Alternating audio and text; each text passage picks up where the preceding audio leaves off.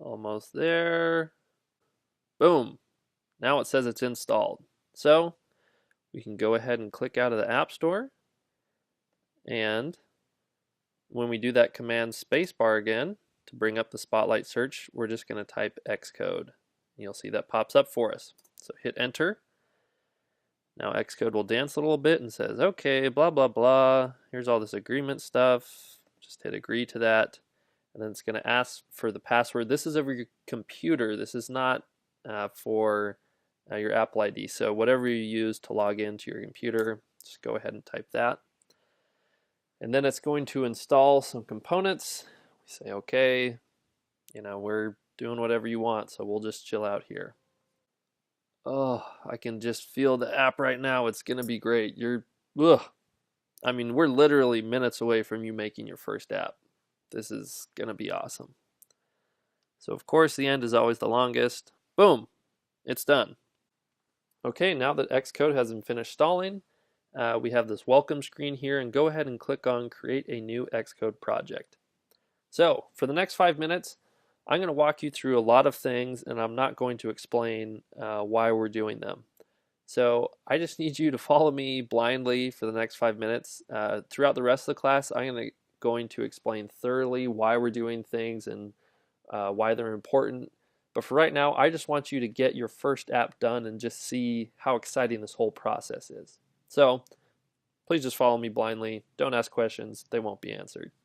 Go ahead and click on Single View Application and hit Next. For product name, do my freaking app. Organization name, this will be whatever name's on your computer. It's not a big deal, whatever it is.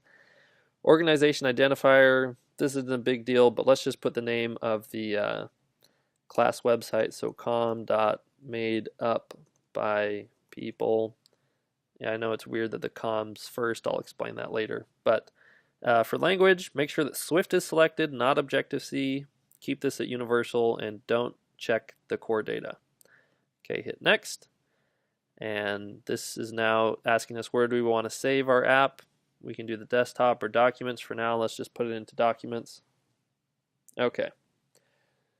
So, first what we're going to do is click on main.storyboard. And this is kind of showing us where our app is right now. It's completely white and very boring. So to fix this, if you go down to this right-hand corner, click on the circle with the square in it, and it brings up this list of things you can scroll through.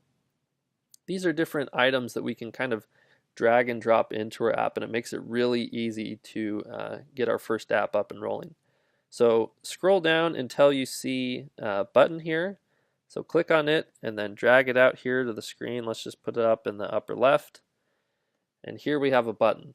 So go ahead and hit play up on the left-hand side. And what this does is it launches something called the iOS simulator.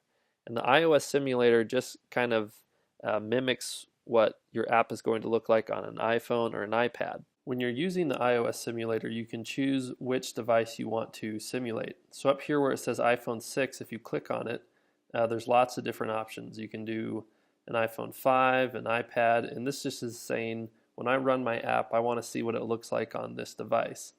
Now the one option you don't want to have selected is this iOS device.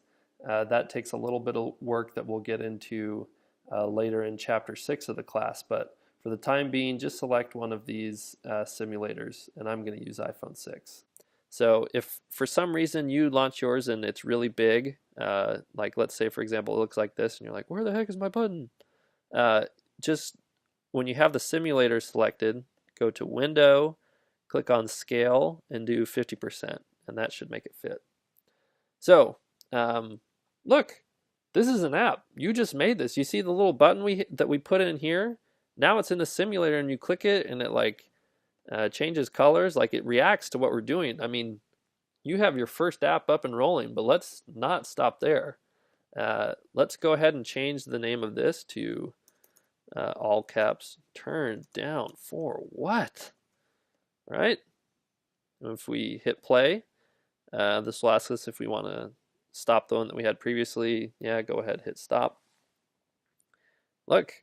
Now the button's changed.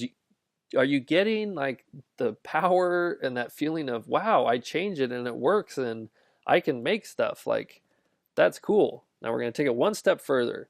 So please stay with me on this one. Click the circles here. This is going to give you a split view. If you're running Mavericks instead of Yosemite, you're going to have this cool little tuxedo guy instead of the circles. They do the exact same thing, but it's just a design difference between the two operating systems.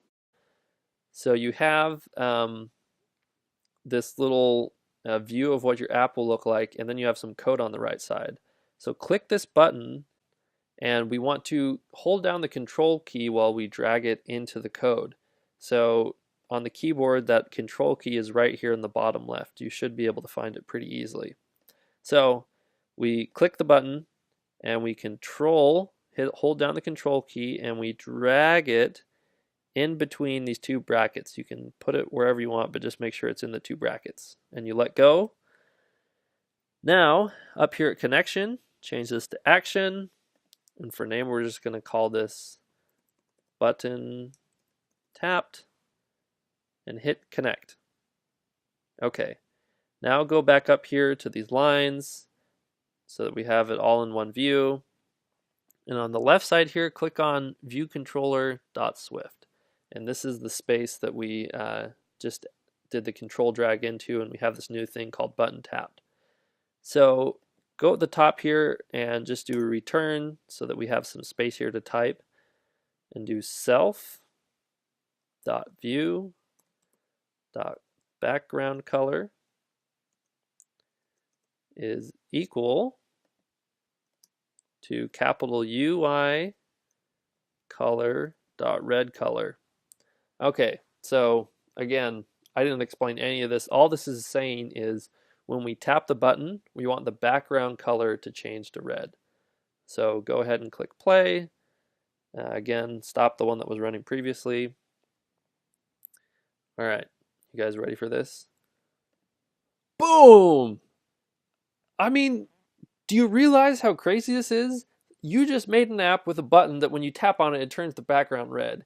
If you're not like fired up about that, I don't know if you have a pulse, because like, this is cool. You just made an app. You did this. All right, like, this is very exciting. I mean, I just get fired up when I see this. This is like great. And I hope you like are just like freaking out about like how easy this is. Like, look, we can drag one of these little like control segments, and let's do a switch and a slider like out here. Like, who knows, like whatever we want. We'll stop the other one, run this again, and it's like, oh my goodness, like we have these things that we can change and interact with. Like, let's make it red. Boom! Like, this is so cool. I mean, the key that I just want you to grab here is that you can create things.